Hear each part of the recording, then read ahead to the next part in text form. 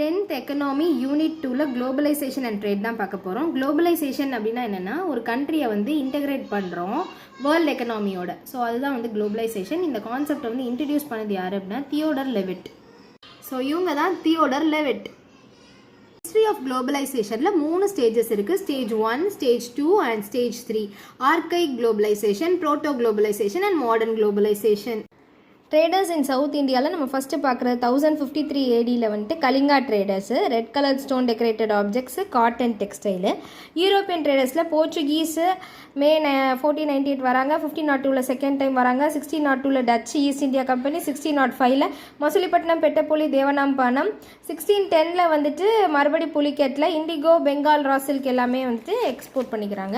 British வந்து 31 December 1600 வராங்க, 1611 மசுலிப்பட்டினம் centre, 1626 புலிகால், 1632 Sultan of Golconda வந்து கோல்டன் ஃபயர்மேன் வந்து அந்த இது கிராண்ட் பண்ணுறாங்க. அதாவது என்னென்னா ட்ரேட் வந்து ஃப்ரீயாக பண்ணிக்கலாம். 1639 ஃபோர்ட்டிஃபைட் ஃபேக்ட்ரி இட் மெட்ராஸ், அதுதான் சென்ட் ஜார்ஜ்னு சொல்கிறோம்.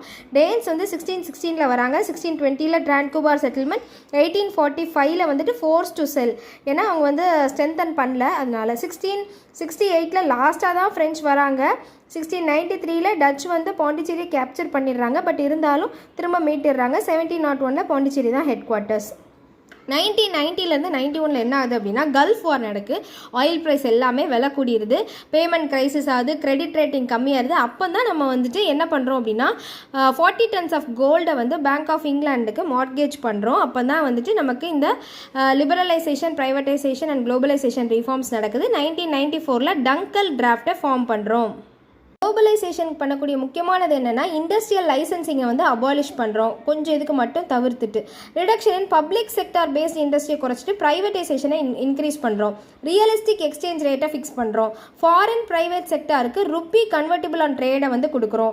அதுக்கப்புறமா இம்போர்ட் டியூட்டிஸை கம்மி பண்ணுறோம். ஃபாரின் எக்ஸ்சேஞ்ச் ரெகுலேஷன்ஸை நிறைய மாற்றுறோம். அதுக்கப்புறமா வந்து SLR-ஐ ரெடியூஸ் பண்ணுறோம்.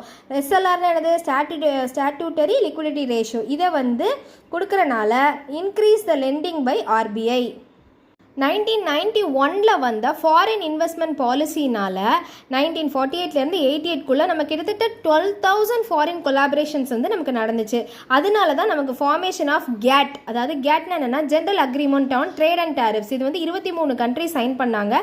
ஆர்த்தர் டங்கல் தான் இந்த டிராஃப்டை ஃபார்ம் பண்ணார், அதனால் இது பேர் டங்கல் டிராஃப்ட்டு.